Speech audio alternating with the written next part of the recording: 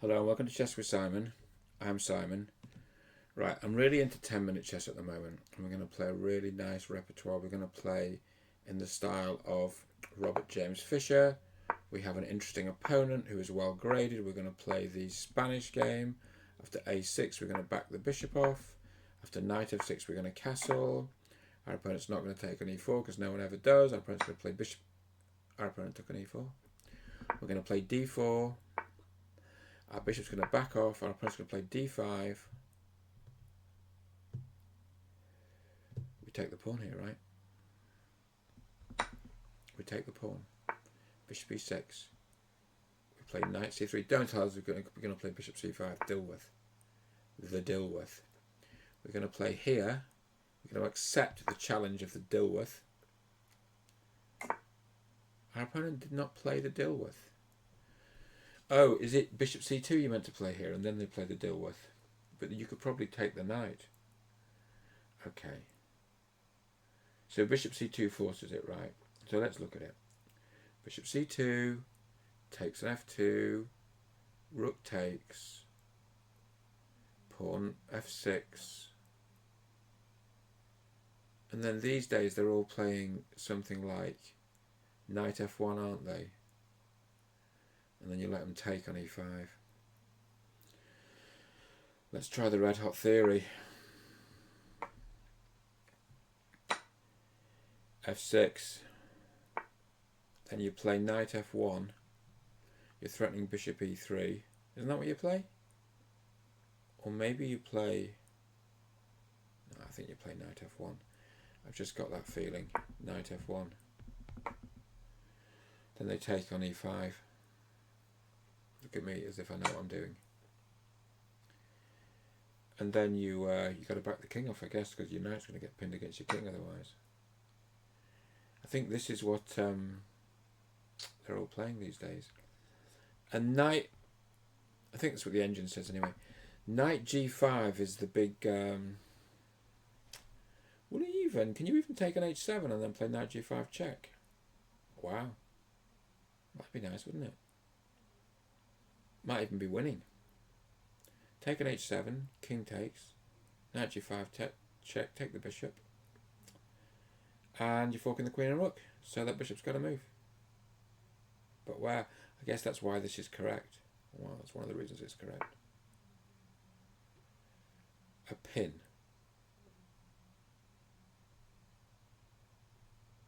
So queen d3 would break the pin, but then bishop f5 would spoil that a bit. Knight e3 looks like a good move, although I assume white just takes. How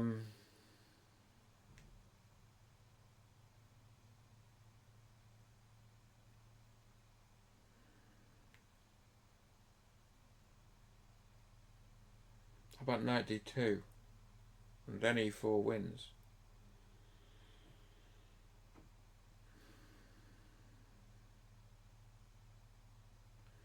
I think this is right, but it's a bit scary, isn't it?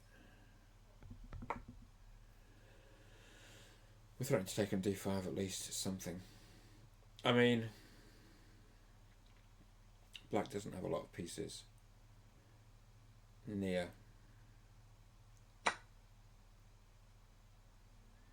Knight d5's a good move. I mean,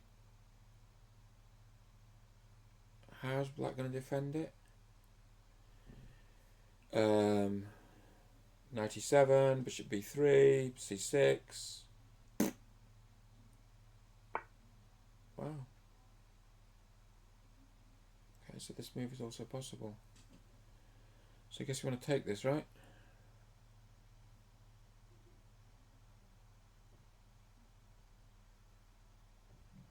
Okay.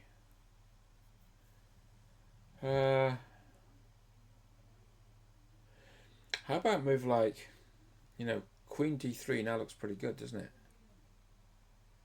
Queen d3 now looks pretty good.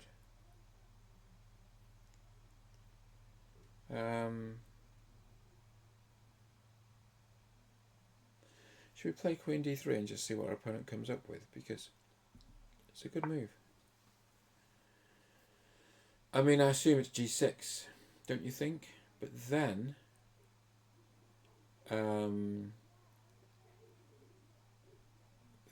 knight g4 might start looking like a move, with the idea of knight h6, or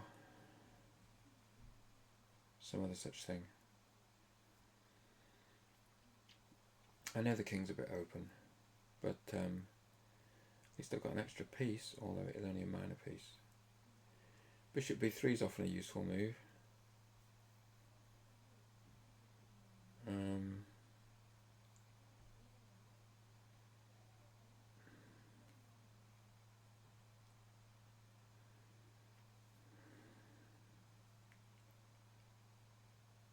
Okay.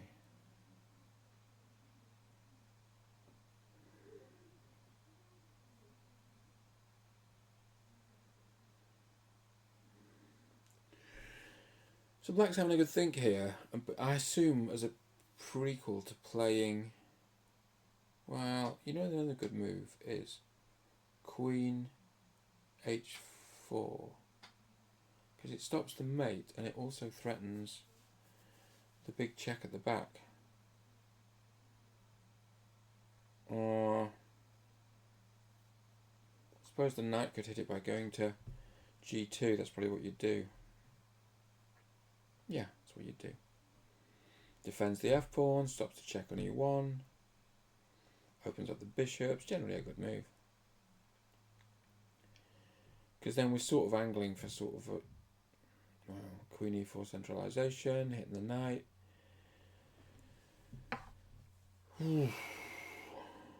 Okay, I suppose a simple question is, which I assume black's thinking about, can black take the knight? Okay, apparently not. But it's good that we know, eh? It's good that we know. Alright. Without thinking too hard, I think that's a good move. Because there's a nice check on g6, which often may come in handy.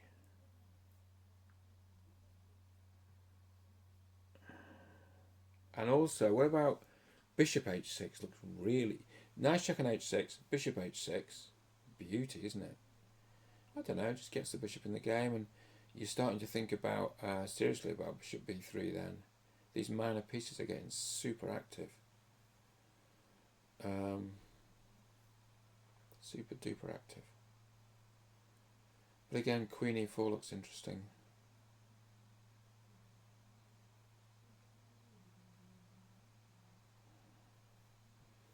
Because you're forking the knight and c6 on the pawn, aren't you? Aren't we? Isn't one? So our opponent's having a good think here. It's a nice position.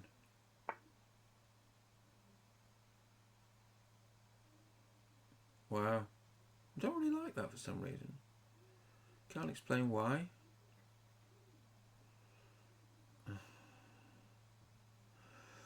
Bishop h6 hits the rook.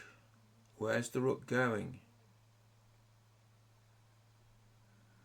Nowhere that obvious. Knight h6. Isn't that good? Bishop b3. Where's the king going? In the corner, I assume.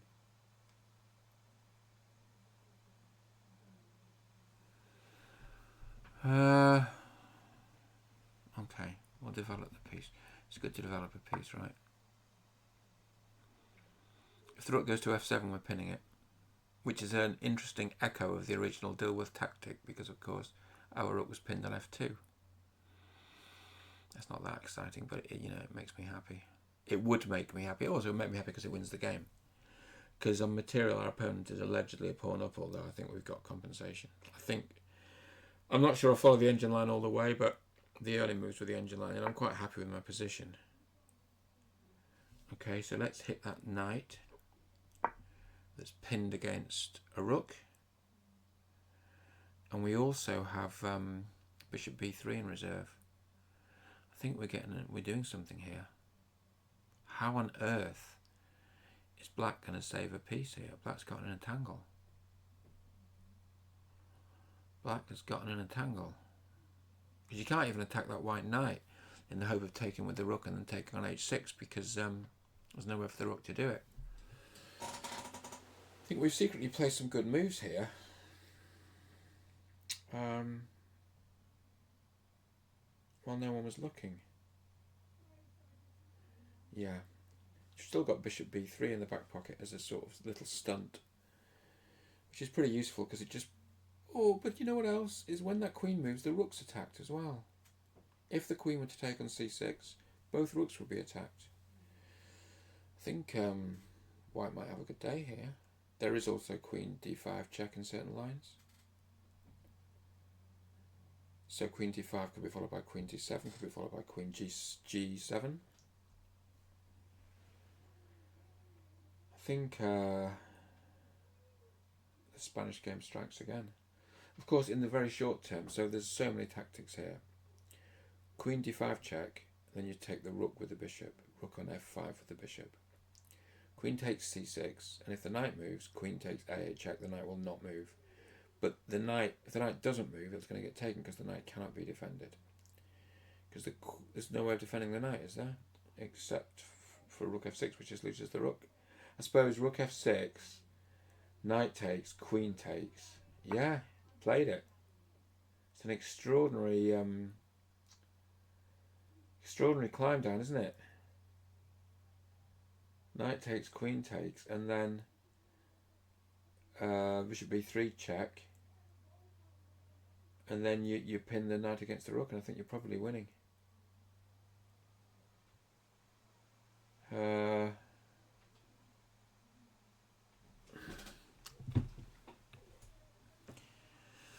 What do you think? What do you think? Well, I think taking that rook cannot be a bad move. And I think giving the check cannot be a bad move.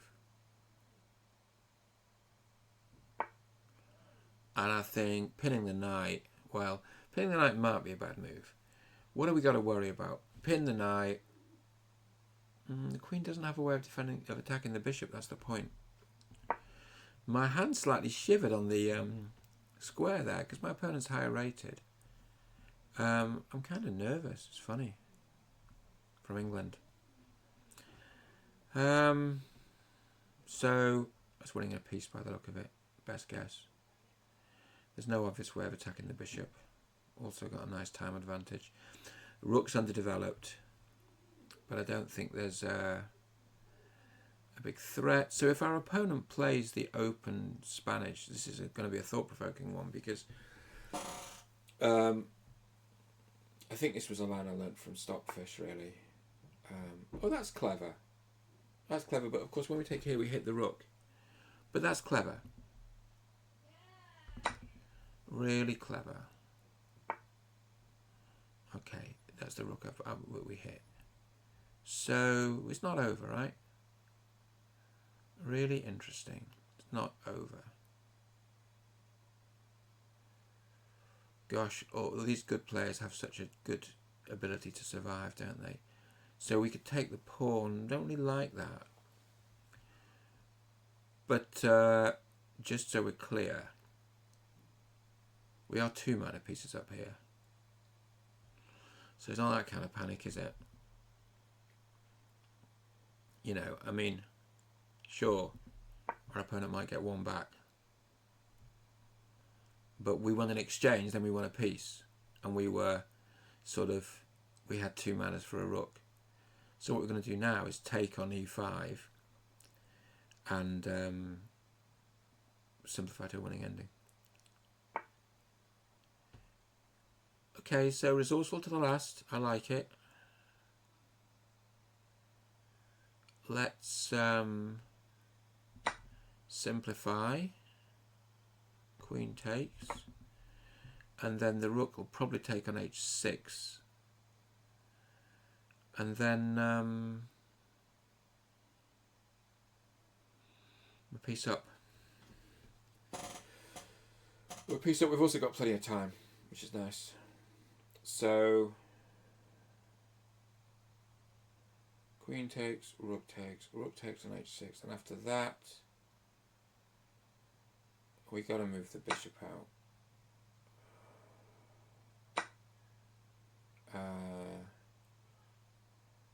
Okay, why don't we move the bishop onto a protected square and also threatening h7, so the rook's going to go to the 7th rank. This looks really nice. Yeah, so of course that's going to happen. But the rook's going to go to e7, and if it could take on c7 and h7 and swap everything off, you've got a 1 pawn endgame. It's always good to be aware of that. I mean,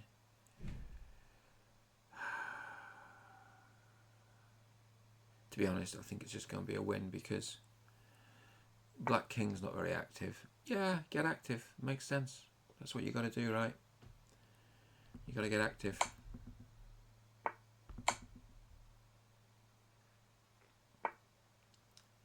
So the rook's going to check me and try to pick up, well, not try to pick up a pawn, and that's just the way it goes.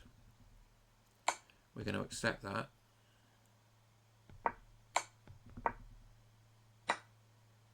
And we're going to... so what we got to avoid is that passed pawn charging through, and the bishop's going to stop it. Because... and we're not going to mess around with that. Okay, so that's good. The king's behind the...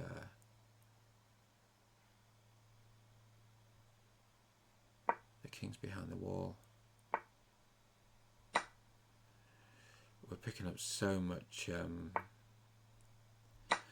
this is going to be the last hope.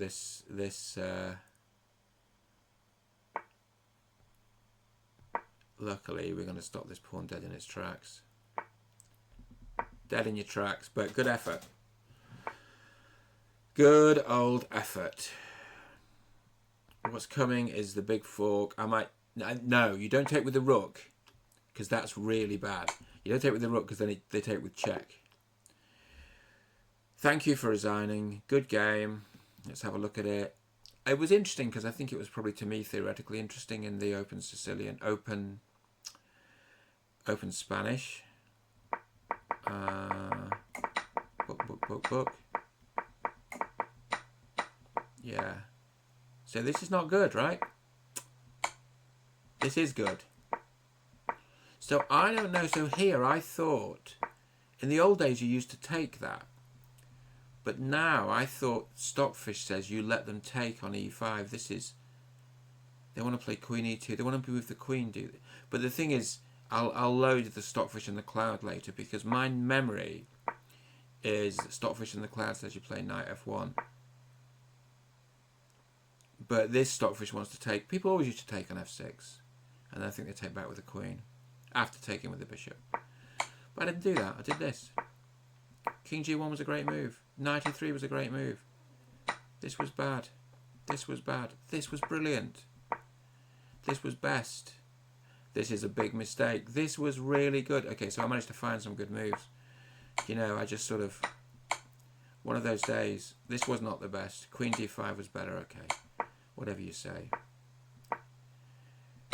Yeah, okay. So, it's one of those days when you find the moves. Queen takes e5 was enough. Then you just got to not mess it up. And I've messed a lot of them up.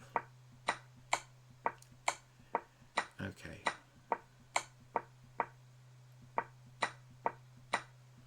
Yeah, the point is this construction, they can't get the pawn through with it when you've got the rook behind it. And then the rook just has to come round. I'm surprised it's only +4 for white. You'd think it was plus a bit more, wouldn't you? I think, the engine's starting to wake up. You know. Anyway, I hope you enjoyed that. I really enjoyed that. See you soon.